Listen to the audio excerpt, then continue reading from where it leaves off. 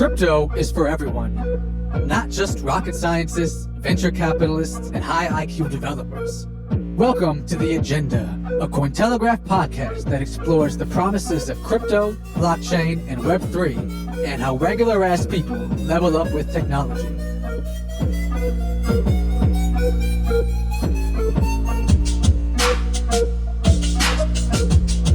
Bitcoin and blockchain are meant to do a lot of things. Bitcoin's meant to provide transparency regarding transactions through an open ledger. Bitcoin and blockchain are meant to cut out the middleman and all the fees that are associated with them. Bitcoin is supposedly meant to level the playing field and provide access to financial tools where infrastructure might not exist. You know, places that don't have banking or Wi-Fi for using banking apps, so on and so forth. Blockchain and Bitcoin itself are supposed to solve those problems. That's what I've been told. Bitcoin's also meant to speed up the process of buying, selling, and sending funds, and it is attractive to a lot of people for a variety of reasons. But my question is, Jonathan's question is, the agenda's question is it actually working or making strides on any of those potentials, any of those promises? And is Bitcoin a good tool for everyone, regardless of their income level? There are a growing number of Black Americans who see Bitcoin as a possible solution toward building wealth, especially generational wealth.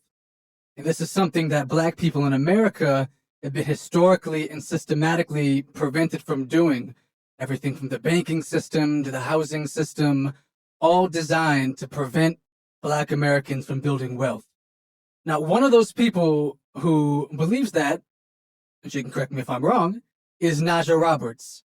Now, I first heard of Naja during one of her many appearances in the Black Bitcoin Billionaire Clubhouse group, where she would preach the gospel of Bitcoin and educate everybody from crypto newbies to established investors on Bitcoin, blockchain, cryptocurrency, and how to get involved and buy your first Bitcoin. So that's what we're going to talk about today. Bitcoin and its application and potential to uplift Black America. Our guest is Naja Roberts, an activist, educator, and advocate for Bitcoin. Now, this is Jonathan again, but this time I'm coming to you from the future. Our conversation with Naja ended up being so interesting that we decided to split the interview up into 2 episodes. So, enjoy part 1 of our 2-part conversation featuring the Queen of Crypto.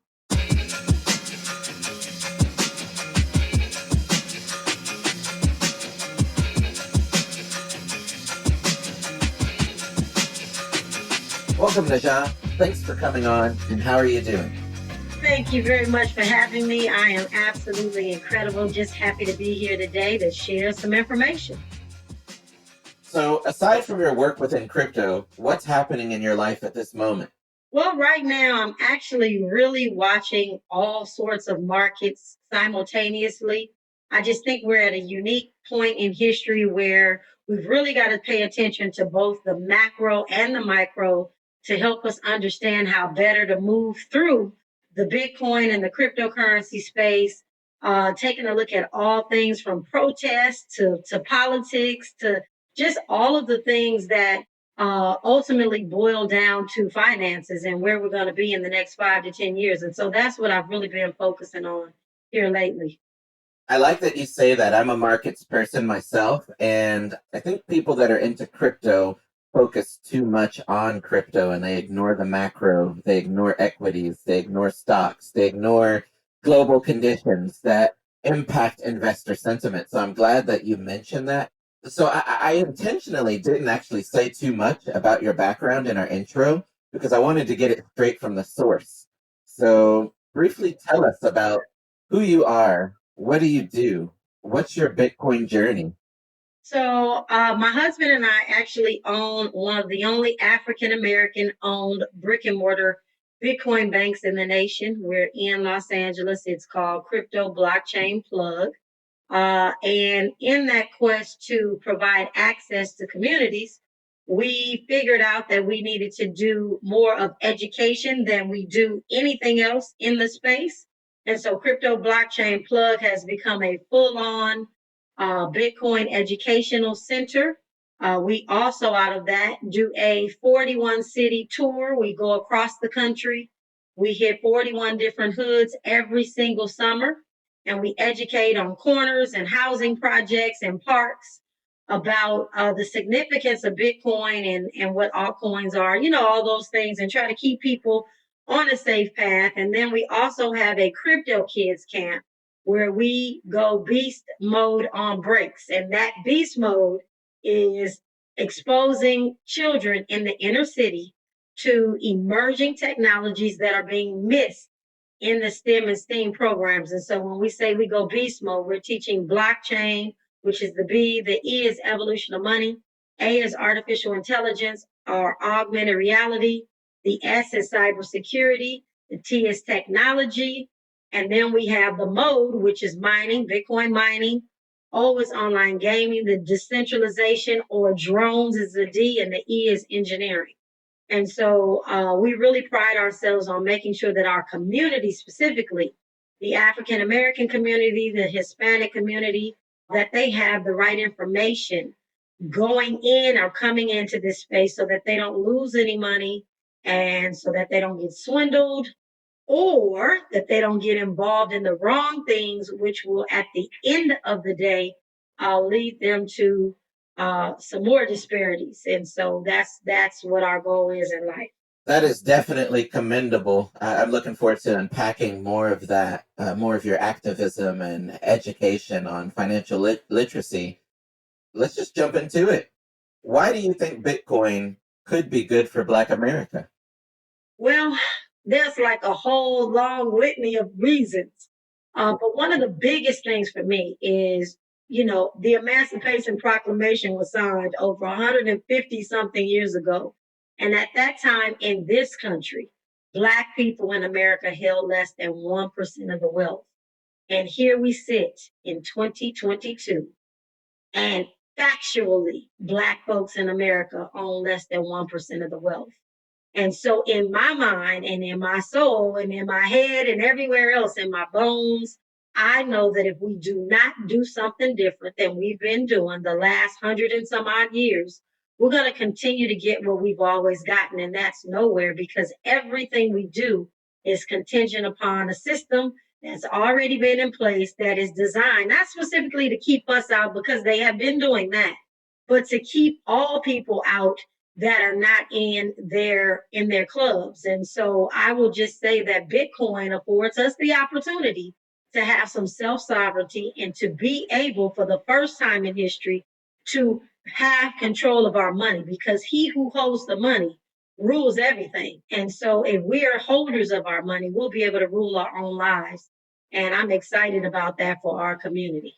So, what's your perspective on how Bitcoin gives you that self sovereignty? Now, you've said that the system has historically kept, minorities and people who are in the lower classes or socioeconomically disadvantaged out. How does Bitcoin fix that? Because to on ramp into Bitcoin, you need a bank account. In many instances, you need dollars. What specifically is it about Bitcoin that you think would allow Black Americans to change that statistic, owning 1% of US net wealth? Okay, so there's a couple of things to unpack in that question and statement that you made. So, first and foremost, you're absolutely correct. If people do not have access to bank accounts, they can't get access to Bitcoin, which is why we specifically created Crypto Blockchain Plug, so that it is a brick and mortar that's in the neighborhood where people can walk in and buy and sell Bitcoin without having to have a bank account, because we take cash. And it's safe. It's not in a back alley anywhere. And it's some individuals that you're able to trust, because we're fancy and regulated. We KYC, we do those things. And our community is not adverse to being KYC. We just want a level playing field. And so Crypto Blockchain Plug has allowed us to be able to give our community access. And our plan is opening 41 of these locations across the United States. So that gives access to, believe it or not, 65 million Americans that are underbanked or unbanked in this country. that are always forgotten about. And it really comes back to the beginning of why Bitcoin was even created. And I think that's one of the biggest problems that we're having right now in this Bitcoin and cryptocurrency ecosystem. They forgot about who this actually was meant and designed to help. And that was those individuals that have been pushed out in one way, shape, or form or fashion. And I think it started to get very commercialized. And I am super excited and glad for the opportunity for those. And I hate to say that because people have lost money, but I think it is a great opportunity for us to get in the proper perspective what the intentions were and who this could help the most. And so I'm excited for this because we figured out how to onboard people that don't have bank accounts and people that don't have access and people that are looking for something and trying to do better for themselves to teach them self-sovereignty, not just with money, but with food, with everything we do in our community. We've got to get self-sovereign because nobody's looking out for us except for us. And we've got to get that in our head. And that's what we've been teaching the community. So Bitcoin is just the first stepping stone. Again, he who holds the money holds the power. And so we want to hold our own money so we have power to do the things that we need to do, not only in our families, but in our communities. Because when it boils down, everything revolves around the economics. And so you're absolutely right. We've still got to function in two worlds. We've got to, in my opinion, we've got to buy and hold and stack Satoshis. And in the other sense, we've got to figure out how right now, because it is dollar for dollar, we've got to figure out how to really save and monetize and do some of the things that we need to do on that end so we can always put back and make sure that we're ready for what the next 5 to 10 years holds, because this is a digital revolution. The revolution will not be televised. It will be digitized. And so our community needs to understand that. And I think slowly but surely people are starting to wake up to just be open to seeing what's happened, because we have some factual this year, 2022, we have some factual reasons of why individuals need to be self-sovereign with their money. If they look at Canada, they can see what was done to those truckers. That gives us a use case. We can look and see what happened in the Russian-Ukraine war. That gives us a use case. So we're starting to see, and I think, again, when people are looking macro, and that's what I try to do, is I try to push our community to look at the macro and then see how does that apply to me? What does that mean to me and my community? And so we talk about that every single day on the radio, and I forgot to mention that. Want to give a quick plug for your radio show? I know you've gone terrestrial. Sure. So I am every day on the radio, a nationally syndicated radio show. I don't know if you all know Tavis Smiley. He's pretty well known in the TV and radio industry. Well, he has his own radio station. He gave me a show space, and I call it Ahead of the Crypto Curve. And this Friday will be my 100th show episode. So I'm super excited about that. Well, congratulations. Thank you. Yeah, that's big. Congrats on that. I used to follow Tavis when he was at NPR. Yes. So I'm on his radio station every day, Monday through Friday, teaching Bitcoin and crypto. I want to ask you, probe you a little bit further about this idea of the system being stacked against us, and not just Black people. You know, it's if you're an immigrant, if you're undocumented, you know, if you're indigenous, if you're poor and white, you know, the system is stacked against kind of everybody who's not in that upper echelon of power and financial power. That all said, when it comes to Bitcoin, given that everything is stacked against us, how far can we really go with cryptocurrency and with Bitcoin if there are all of these sort of systemic and structural issues that have not been addressed fully? So is the goal here to create a separate system entirely independent from the traditional financial system that Bitcoin can be a part of? Or is Bitcoin a means to get money that we can then change the existing system with that power? You know, do we take the money we get from the crypto world and do we invest in PACs and lobbying and trying to get politicians to change things? Like, what are we really doing with the cryptocurrency and the money that we might get from building this wealth? Well, I appreciate that question because I think we're going to have to do all of the above. So while I am not really big on the fact that we're going to have to pay for lobbying and politicians and all, because at the end of the day, like, I just feel so strongly now as I've gotten older that the systems are so deeply ingrained. There is really not much we're going to be able to do to really change those systems. So I'm saying that we're going to have to live outside of those systems financially. And then I think once they change and transition into this CBDC thing, I think it's going to be a little more clear to all of us what it is we need to be doing when it relates to the Bitcoin, the Satoshis, or whatever else. Everybody has whatever they're stacking and hoping that soon it'll be something different. But I think then we'll be able to really get a clearer vision on what that's going to look like. But I think right now, ultimately, is giving our community a balancing act. Yes, we're stacking Satoshis. But yes, we want to have the wealth because we're going to have to get in there and lobby and do some things. I think more on the local level. I don't know nationally if we'll ever be able to really change things just because of the amount of people, what the makeup of the Supreme Court is. It's like all these other things that have to be unraveled in order for us to 100% be okay with the systematic things that are in place. And so I just want to be very, very realistic. We're going to have to live in both worlds, and we're going to have to do one hell of a job of educating our community, holding Bitcoin specifically, and waiting for it to do what it needs to do to pull us out of this wealth gap.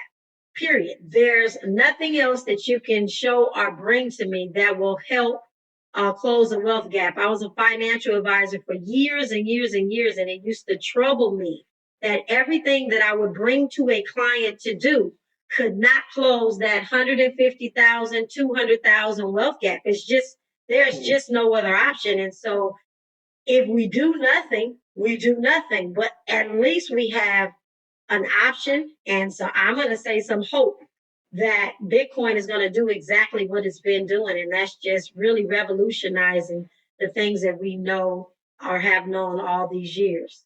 So when you talk to folks about buying their first Bitcoin, what is sort of the message that you're pushing? Are you suggesting people try to time the market and sell at the top and take all that money and have that as wealth?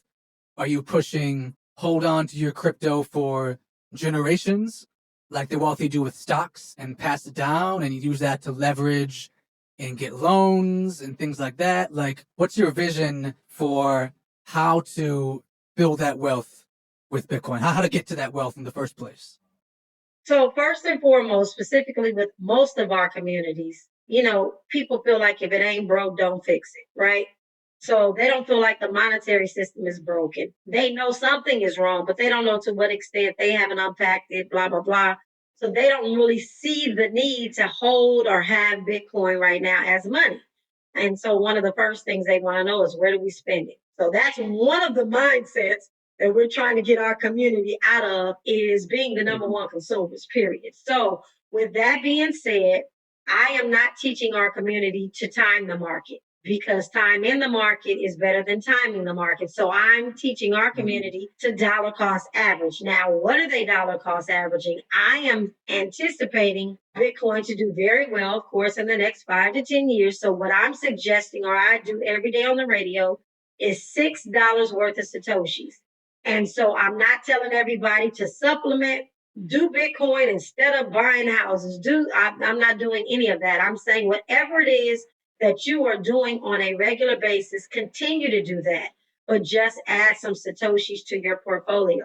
So if you're going to Starbucks 7 times a week, I'm not telling you don't go to Starbucks. I'm saying go 6 instead of 7, or 5 instead of 7, and take that $6 from that coffee and buy yourself some Satoshis. And so for our community, I grew up in this skin, so I know my community pretty much backwards and forwards. But what we can't do is tell people to go cold turkey and just totally change and turn a new leaf. It does not work like that. We have to show them how they can slowly and surely kind of integrate things into their normal day. And it just makes it a little more easier. It makes it not a lot of pushback. Now, I definitely get a lot of pushback from a lot of people in the community because they just don't feel like we need to have Bitcoin. And, they can keep thinking that. And so all I can do is educate them on what's happened factually. We all know right now we're in the middle of a pilot program for our CBDCs. It's coming. It's coming. Digital currencies are coming. It's just how we're going to show up in the next 5 to 10 years. And I want us to show up with our own currency. And when I say our own, it is for the people, by the people, run by the people, decentralized, not centralized, all those things. And so we're just going to continue to educate until we can't educate anymore. I feel you on that 100%. A lot of my friends of color have entrepreneurial mind, or they have these various entrepreneurial kind of aspirations and initiatives that they're chasing after, and they always use me as a sounding board. A lot of times the ideas that my friends present to me are dated, and we are behind the curve. People of color are always behind the technology curve. We're good at creating culture and having that culture monetized and exported to the wider parts of America, and then we don't necessarily have ownership of that culture that we create. But when it comes to like technology and being ahead of the curve in terms of venture investments and software programming and all that sort of stuff, we are always late on those sort of things. So I get you on that. Something I hear people say all the time is Bitcoin fixes this, Bitcoin fixes that. The Iranian regime is taking away women's bank accounts if they refuse to cover their heads. Bitcoin fixes that. I went to the bank and I stood in line for 30 minutes, and then I had a limit on how much money I could take out of my account at that day.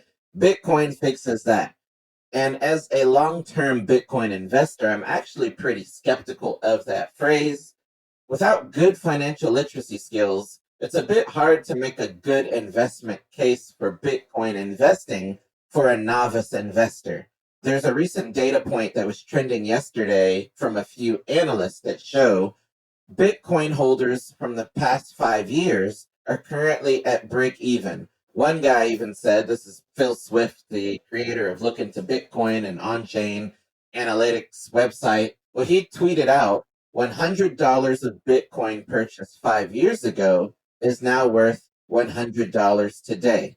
So my question for you is, what is your approach in investing in Bitcoin? I know you said dollar cost averaging, and in your advocacy and financial literacy course, how do you present the ideal way of investing in Bitcoin, aside from dollar cost averaging? Because even dollar cost averaging, I know how people are who are risk averse. If they're dollar cost averaging into an asset for 5 or 6 months or 1 or 2 years, and they log into their account and they look at it today and it's the same number or it's less than what they put in, they think it's a scam and that you don't know what you're talking about and they don't want nothing to do with it. I'm sure you've heard that before. So what are your perspectives on that, and what strategies do you kind of propose? So, as an ex financial advisor on purpose, I actually am able to refer them back to their 401k because they're dollar cost averaging every week or every 2 weeks, depending on what that looks like. And when they open those statements, by golly, it hasn't changed much, right?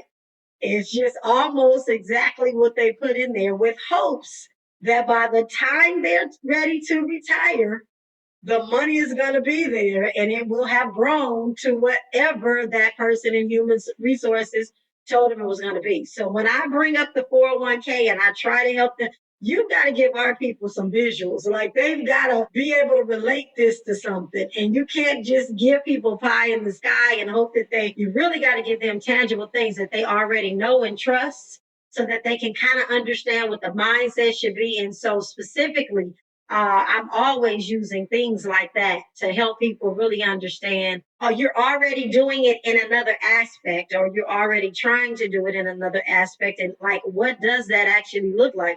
What happened in 2008, 2009 when people were ready to retire and the market had taken a tank? Well, most of them that didn't get out by a certain time, their 401ks didn't look great at all. And so, just really helping people to again get a visual or something that they're used to or tangible And then also making sure that people are really understanding just really simple analogies. I use another analogy when you buy Bitcoin or Satoshis, and let's just say you buy a Bitcoin for $17,000. The price may go up or down, but you still have our own 100 million Satoshis. And so they're like, oh, I don't really get it. Well, let's talk about real estate. If you go into South Central LA, and you buy a 3-bedroom, 1-bath house for $100,000 and you do nothing else except have this house, Starbucks comes in, Whole Foods comes in, the community starts to get gentrified, the police are more present and, everything is starting to look better. You have a 3-bedroom, 1-bath house, but because they've done a lot of improvements around the neighborhood, so to speak, the price of your property may go up to $300,000. Well, you still have a 3-bedroom, 1-bath house. So nothing has changed except the things around it, the growth around it. And the same thing is with Bitcoin, it can drop. And the same thing can happen with a house. You can buy that $100,000 house in the same neighborhood. People start shooting and killing, and the houses start becoming vacant. Now the property's worth $75,000 or $50,000. You still have that same house that you've done nothing to. The value has just changed based on the building blocks around that property. And so just getting people to understand basic things like Bitcoin is going to have the price valuation and the significance and all of those things based on who's using it, who has decided that it's going to be legal tender, how it's controlled, how the community gets along around it, where you're able to spend it. Like all these things are going to happen. But just like the appreciation of a real estate property, it's going to take some time. This is not get rich quick. We're not trying to get rich quick. We're trying to go slow and steady. And it also gives us an opportunity to figure out exactly where we need to go, not just in our families, but in our community. And so we're always looking and watching because every building block around Bitcoin is intricately important. Specifically, and I know there's a lot going on. You can't go anywhere today without hearing about Sam Bankman-Fried. And I'm not smiling because people lost money, but I am smiling because I really feel like those individuals that were trying to take advantage of this space, Congress, senators, different individuals that thought that they would be able to monopolize this system through that young man and his establishment were brought to their knees. And I'm excited about the fact that we are getting a reset and that people are getting the freaking message to be self-sovereign and have all of your Bitcoin or crypto off the exchange. Do not leave this to someone else's ridiculousness, because every time I listen to him, it just sounds ridiculous. And that's a whole nother story. But I am really glad that this happened.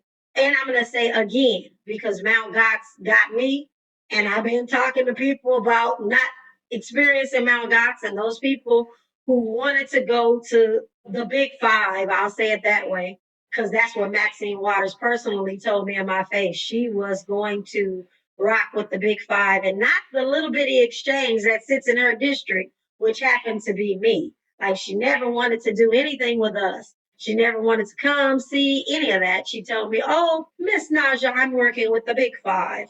And we'll see more of the same of what we just saw, even with some of the ones that we kind of trust. I just think that they've been mismanaging things. And it's just the way that it is, because that's the way that their fathers and grandfathers and great grandfathers have functioned in the past. And so why would we expect them to be any different when they have that much money and power in their possession? So that's the end of my rant on that.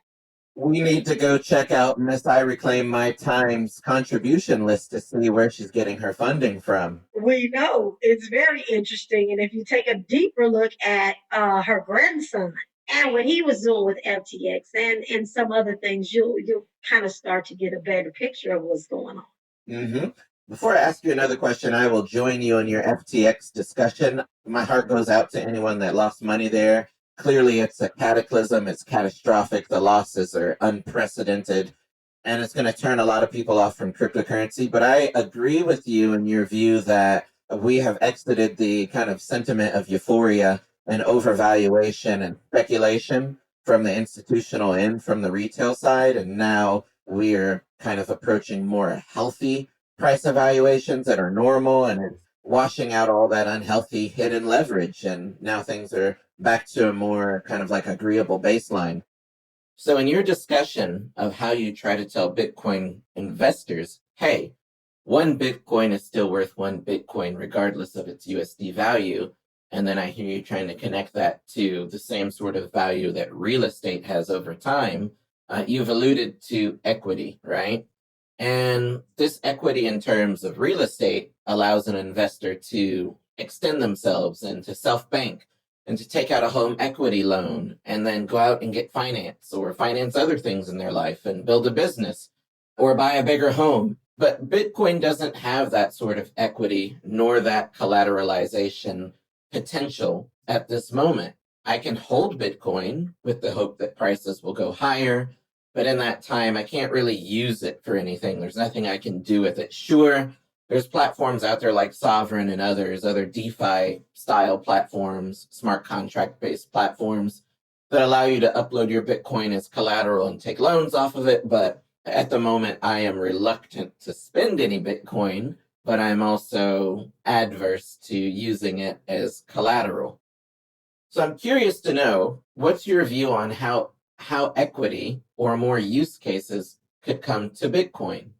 So first and foremost, my quote, my quote is, you better not sell Big Mama's houses. Now I'm talking to my kids and my grandkids. You better not sell Big Mama's houses, and you better not sell Big Mama's Bitcoin.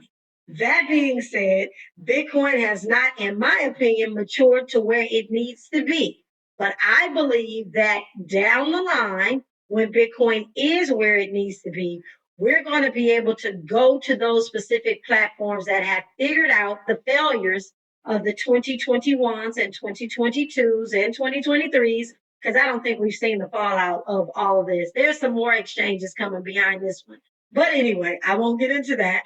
But I think that by the time 5 to 10 years comes, there's going to be some fabulous person that may not even be born yet that is going to be able to figure out how to make these loans work. So we're able to we're going to be able to take, even though you can take out loans against your Bitcoin right now. I'm not comfortable with it, but I think down the line we're going to be able to, and there will be a company or companies that are going to afford us the ability to utilize the equity in our Bitcoin, because maybe we purchased it at 17,000 and it's now at 150,000 or 200,000. We're going to be able to utilize that equity to do the things that we need to do. And I think it's going, like I said, I just think that technology is going to catch up. People are going to catch up, and somebody's going to come up with something that is really going to work and work well. And it won't be the fate of like a Celsius or something like that. I just know it's coming. And it may just be one of those investors that used to be late to the party with an invention, but they're going to be ahead of it and really make this thing happen. And we're going to use that technology. So if you believe that we'll be able to use Bitcoin as equity in the future and borrow against it and things like that, do you imagine a future where the equity is being used to better our financial situations within the existing order of things? Or do you imagine that Bitcoin being used to take out a DeFi loan or something on the blockchain? Because if your goal is to build alternative infrastructure that people can use that is outside of the traditional financial system, then I'm curious kind of where we would even be using that equity. So for starters, I reached out to a company that now does Bitcoin mortgages. And from what I can see, or the use cases that have been brought to me, they've done a very good job at doing what they do. And I just believe as time goes on, these companies are going to get stronger and better at what they do, and we're going to be able to do everything with Bitcoin. And then there was something else that Ray said about Bitcoin solves everything. I am one of those people that says ultimately, not directly, but it may be indirectly, but I believe that Bitcoin will solve everything, because I believe everything boils down to financial situations, financial inclusion, anything that you can name, I can show you how it comes back to something financial. And if we have our financial stability in place, I think everything else will follow. And that goes from policing to buying houses to just all kinds of things. Because I see it right now, But to answer your question, I just think we're going to be able to do all of that. Not right now. I wouldn't feel safe doing it right now because there's still a lot of unknowns. We don't know what regulation is going to be. We don't know. There's all these uncertain XYZs and we've got to figure out what those things are first. But I think once they're in place and everybody is really understanding like exactly what we need to do or not do, or if we need to move out of the country, like all of these things right now are uncertain. But once we get some stability in place and again, Bitcoin gets a little bit older. It finds its way. Right now, we're still a preteen. Bitcoin is still in the preteen age. But when it gets to adulthood, when it hits 21 or, it can start to drink. It can start to do some things that adults are able to do because they're a little more, it's going to be a little more seasoned. So I just think there's going to be so many opportunities that are all going to revolve around your holding Bitcoin and what your options are. And I'd rather have those options than not moving into the next 5 to 10 years.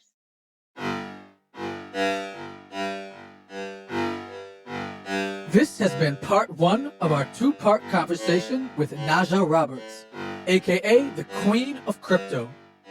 Tune in next episode to hear her thoughts on how we can better build financial literacy, the best way to onboard complete newbies, what today's youth thinks of crypto, and so much more. The agenda is hosted and produced by me, Ray Salmon. And by me, Jonathan DeYoung. You can listen and subscribe to The Agenda at Cointelegraph.com/podcasts or on Spotify, Apple Podcasts, and wherever else podcasts are found. If you enjoyed what you heard, rate us and leave a review. You can find me on Twitter at Horace Hughes, HORUSHUGHES. And I'm on Twitter, Instagram, and just about everywhere else at MadDopeMadic. That's MADDOPEMADIC. Be sure to follow Cointelegraph on Twitter and Instagram at Cointelegraph.